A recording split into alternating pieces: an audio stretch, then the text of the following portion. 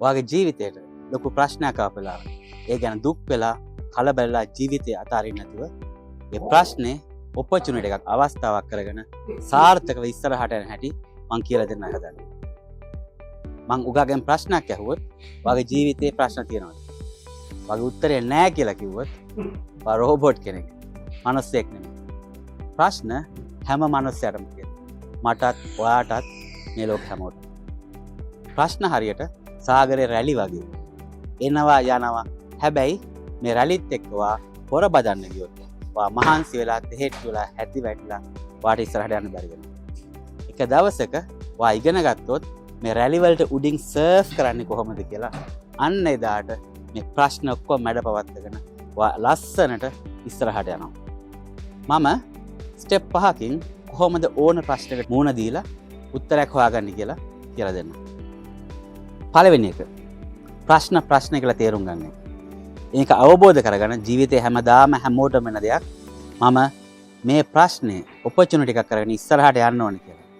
මේක අවබෝධ කරගන්නකම් අපිට ප්‍රශ්න වලින් මුහුණ දෙන්න ගැලවෙන්න බෑ.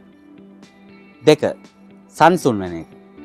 ඔයාලා අහලා ඇති නිව්යෝක් නගරේ ප්ලේන් එකක් ලෑන්ඩ් කරන්න හදද්දි එන්ජින් දෙකම ෆේල් වුණා. ඒත් පයිලට් ඒ වෙලාවට ගැලපෙන විදිහට වැඩ කළා මේ ප්ලේන් එක ලෑන්ඩ් කරා හඩ්සන් රිවර් එක නදිය උඩට. පයිලට් කලබල වුණා නම් මොකද වෙන්නේ? එයා හොයන්නේ ළඟම තියෙන එයාපෝට් එක එහෙම නැත්නම් ලෑන්ඩින් ඒරියා එක. එහෙම ගිහිල්ලා ජීවිත 100 ගාණක් නැති කරගන්නවා. ඒ වෙනුවට එයා සංසුන්ව මොකද තෝරගත්තේ? මොකද්ද මට මේ වෙලාවේ තියෙන හොඳම ඔප්ෂන්? ඒක තේරුම් අරන් ඒ ගඟ උඩට ලෑන්ඩ් කරලා එයා ඔක්කොම බේරගත්තා. ඉතින් ඔයාලට සංසුන් වෙන්න ඉගෙන ගන්න ප්ලේන් එකක් ලෑන්ඩ් කරන්න ඕනේ ගඟකට. ඊළඟ සැරේ ඔයාගේ ෆෝන් එකේ බැටරි එක 100ට අඩු වෙන වෙලාවේ ඔයා කරන්න ඕනේ කලබලලා එහෙට මෙහෙට දුවලා ඒකත් නැති කරන් ෆෝන් එක ඕෆ් වෙන්න කලින් එක තප්පරයක් කරන්න. හොඳට සංසුන්ව වැළුවොත් කොහෙද මගේ charge එක?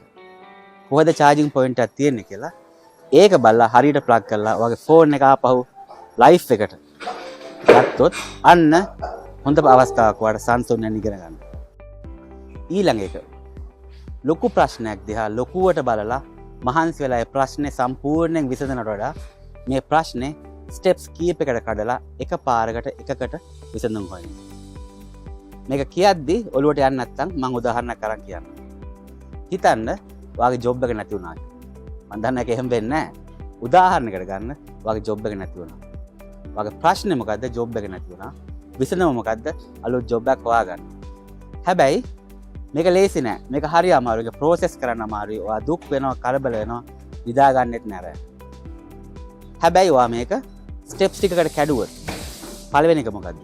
ඔයාගේ CV එක එහෙම නැත්නම් බයෝ ඩේටා එක අරගෙන ඔයාගේ පරණ ජොබ් එකේ එක්ස්පීරියන්ස් ටික, ඔයා සෝල්ව් කරපු ප්‍රොබ්ලම්ස්, ඔයාගේ ඇචීව්මන්ට්ස් ඒ ටික ලස්සනට ඇඩ් කරලා අප්ඩේට් කරගන්න. මේ ස්ටේජ් එකේදී ඔයා ඉස්සරහට වෙන කිසිම දෙයක් ගැන බොරි වෙන්නේ නැහැ. ඔයා ફોකස් කරන්නේ මේ වෙලාවේ තියෙන ප්‍රශ්නේ. මොකද්ද? මගේ CV එක හරියට හොඳට අප්ඩේට් කරගන්න. ඒක කරාට පස්සේ අපි යනවා ඊළඟ ස්ටෙප්. මොකද්ද? මම දවසකට ජොබ් කීපයකට ඇප්ලයි කරනවා. මම හොඳට හොයලා බලලා මම ඒකට ගැලපෙන CV එක තව ටිකක් වෙනස් කරලා කවර් ලෙටර් එකක් හදලා මම ඇප්ලයි කරනවා. මේ ස්ටේජ් එකේදී ආයෙත් ඉස්සරහ දේවල් ගැන හිතන්නේ නැහැ. තුන්වෙනි එක. ඔයා දන්න අය, හිතවත් අය වෙන කම්පනීස් වල වෙන ආයතන වැඩ කරන අයට කතා කරලා ඔපචුනිටිස් තියනවාද? මම මේ වෙලාවේ නව අලුත් ඔපචුනිටිස් වල අවైలබල් ඔයාලා ළඟ ඔපචුනිටිස් ගැන කතා කරනවා. මේ නෙට්වර්කින් කියන එක හරිම පවර්ෆුල් දෙයක් ඔයාගේ කැරියර් එක බිල්ඩ් කරගන්න. ඊළඟ ස්ටෙප් එක 4 මොකද්ද? ජොබ් ඉන්ටර්විව් වලට ෆේස් කරනවා. ඔයා මෙහෙම ඇප්ලයි කරද්දී ඔයාලට ජොබ් ඉන්ටර්විව් හම්බ වෙනවමයි. ඒවට කොහොමද ඔයා ලර්න් කරන්නේ? ප්‍රැක්ටිස් කරන්නේ. ඒ ප්‍රශ්න වලට මුහුණ දෙන්න. මම ඉස්සරහා වීඩියෝ එකකින් කියලා දෙන්නම් කොහොමද ඉන්ටර්විව් එකක් හරියට සාර්ථකව මුහුණ දෙන්න කියලා. නමුත් මේ වෙලාවේදී ඔයා ප්‍රැක්ටිස් කරන්න, ලර්න් කරන්න, හිතෙන් සූදානම් වෙන්න ඔයාගේ ජොබ් ඉන්ටර්විව් එක ගැන. ඊළඟ ස්ටෙප් එක. ඔයා අලුත් දෙයක් හැමදාම අලුත් ස්කිල් එකක් ඉගෙන ගන්න. මේ ලෝකෙ වේගෙන් ඉස්සරහට යනවා. ඔයා සමහරට ඔයාගේ කලින් ජොබ් එකේ ත්‍රයිව් වෙනවා වෙන්න පුළුවන්. ඒ වුණත් ඔයාලට තව දේවල් ඉගෙන ගන්න තියෙනවා. පොඩි තැනකින් බලුවොත් සමහරට Excel, Microsoft Excel මේකේ කරන්න පුළුවන් data presentations දේවල් මහා ගොඩක් තියෙනවා. ඔයා ඒ දේ හොඳට ඉගෙන ගත්තොත් ඔයාට පුළුවන් ලස්සනට the presenting විදියට ඔයාගේ කැරියර් එක ඉස්සරහට ගෙනියන්න. පොඩි උදාහරණයක් විතරයි. ඊට තව දේවල් තියෙනවා. ඔයාගේ කැරියර් එකට, ඔයාගේ ඉන්ඩස්ට්‍රි එකට ගැලපෙන අලුත් දේවල් ලර්න් කරන්න. මේක හොඳ ඔපචුනිටි එකක්. අවසාන ස්ටෙප් එක මොකද්ද?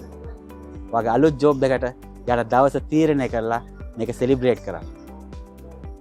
බලන්න මුළු ප්‍රශ්න දිහා බලලා වගේ ජොබ් එක නැතිවීම දිහා බලලා අලුත් ජොබ් එකක් හොයනවා කියන ලොකු ප්‍රොජෙක්ට් එකේ අතරමං වෙලා දුක් වෙනට වඩා වා ස්ටෙප් වලට කඩලා මේක ලස්සනට ඉස්සරහට ගෙනිලා හෝල් ප්‍රොබ්ලම් එකට ස්ටෙප් බයි ස්ටෙප් සොලියුෂන්ස් හොයාගන්න. ඊළඟ එක තමයි අපිට කන්ට්‍රෝල් කරන්න පුළුවන් දේවල් තෝරගෙන ඒවට විතරක් ફોකස් කරලා අපේ එනර්ජි එක දෙන එක. කන්ට්‍රෝල් කරන්න බැරි දේවල් වලට අපි මහන්සි වෙන්න ගියොත් එතන තමයි ස්ට්‍රෙස් එක. අපිට පාලනය කරන්න බැයි නම් මොන හරි දෙයක් අපි ඒකත් එක්ක ඔට්ටු වෙලා දඟලන්න අපේ ස්ට්‍රෙස් එක වැඩි වෙනවා සහ අපිට මේ ප්‍රශ්නෙට උත්තරයක් හොයාගන්න බැරි වෙනවා. ඒ වෙනකොට මේ ප්‍රශ්නේ අරගෙන මට මොනවද කන්ට්‍රෝල් කරන්න පුළුවන් කියලා අරගෙන ඒ දේවල් වලට ફોකස් කරලා ඒ ප්‍රශ්න විසඳන්න උත්සාහ කරොත් වාසාර්ථක වෙනවා. මම උදාහරණ දෙකක් ගන්නම්. එකක් තමයි ඔයාලා අහලා ඇති ලෝක ප්‍රකට J.K. Rowling. එයා තමයි හැරි පොටර් කතා මාලාවේ කතෘ. මෙයා බෑග්ග්‍රවුන්ඩ් එක අපි බලුවොත් බොහොම දුප්පත් සිංගල් මදර් කෙනෙක්. ඒ කියන්නේ එයාගේ හස්බන්ඩ් උත් නැතුව ළමයි අමාරුවෙන් හදාගත්ත දුප්පත් ආණ්ඩුවේ වියදමෙන් හිටපු කෙනෙක්.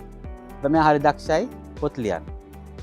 මෙයා පොත් ලියා කොච්චර කොහොම පබ්ලිෂර්ස්ලා ගාට යවුවත් හැමදාම උන් ප්‍රතික්ෂේප වෙච්චා. ඊට පස්සේ එයා මොකද කරේ? එයා තේරුම් ගත්තා අර කන්ට්‍රෝල් කරන්න බැරි දේවල් මොනවද? පබ්ලිෂර් චූස් කරන එක. ඉස්සරහට යන්නේ. එයා බැලුවා මට කන්ට්‍රෝල් කරන්න පුළුවන් දේ මොකද්ද? මගේ රයිටිං ඉම්ප්‍රූව් කරගන්න. ඊළඟට එයා කැඩුවා chapter by chapter වලට. එයා හැමදාම පොත පබ්ලිෂර්ට යවනවා වෙනකොට. එයා කරේ එක chapter එකක් ලියලා ඒක ඇරියා පබ්ලිෂර්ස්ලා ගොඩකට. මෙහෙම කරගෙන යද්දි එක දවසක එක පබ්ලිෂර් කෙනෙක් කැමති වුණා. ඉතින් ඊට පස්සේ මොකක්ද දුන්නේ කියලා අපි හැමෝම දන්නවා. එයා තමයි පොත් ලියන කතෘලගෙන් පළවෙනි ලෝකේ බිලියන වුණ කෙනා J.K. Rowling. ඊළඟට ඔයාලා ඇති අතපය නැති ඔස්ට්‍රේලියානු ජාතික ඉතාම ලස්සනට කතා කරන කෙනෙක් ඔයාලා දන්නවනේ. එයාගේ ජීවිතේ යාට කන්ට්‍රෝල් කරන්න බැරි දේ මොකද්ද? අනිත් අය කරනවා වගේ දුවලා පැනලා නටලා ඇවිදලා ඒ දේවල් යාට කරන්න බෑ. එයා තේරුම් ගත්තා ඊට වඩා එයාට පුළුවන් මොකද්ද? ලස්සනට කතා කරලා ඉන්ෆ්ලුවන්ස් කරලා මිනිස්සුන්ව මොටිවේට් කරන එක එයාට පුළුවන්. අද වෙද්දී එයා ලෝක ප්‍රකට ඉන්ෆ්ලුවන්සර් කෙනෙක්. ජීවිත හුඟක් දේවල් මොටිවේට් කරපු කෙනෙක්. ඊළඟ දේ ප්‍රශ්න වල විසඳුම් හොයද්දී ෆේලියර්ස් වලින් ඉගෙන ගන්න. ප්‍රශ්න තමයි අපට අලුත් දේවල් ලර්න් කරන්න දෙන ගෝල්ඩන් ස්වර්ණමය ඔපචුනිටි එක අවස්ථාව. ඉතින් ඔයාලා හැමෝම දන්නවා ලෝක ප්‍රකට විද්‍යාඥයෙක් කවුද? තෝමස් අල්වා එඩිසන්. එයා හුඟක් දේවල් හොයාගත්තා. ඒ අතරින් විදුලි බල්බය ප්‍රධානයි.